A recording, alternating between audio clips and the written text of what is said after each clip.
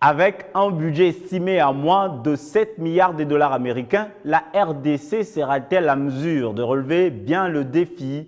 C'est la question que se pose le professeur Guy Robert Silou, expert en sciences économiques. Pour ce scientifique, il faudrait une conscientisation collective sur le civisme fiscal et le renforcement de la lutte contre la corruption afin de revoir à la hausse le budget national à hauteur, tenez-vous bien, de 100 milliards de dollars américains.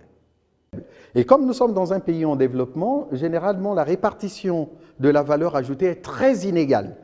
Le taux de pauvreté est très fort, ce qui suppose que, au niveau de la demande, c'est-à-dire celle qui provient des ménages, cette demande va être atone, elle va être très faible.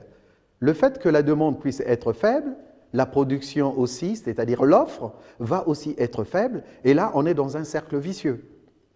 Après, pour un budget qui devrait augmenter, là, il faudrait maintenant réfléchir sur les prélèvements obligatoires. C'est-à-dire que l'État congolais a-t-il les moyens de pouvoir lever les impôts de manière efficace? Et là, on va revenir sur, disons, le slogan du président de la République sur l'état de droit qui devrait être appliqué. Là, on doit basculer sur les institutions.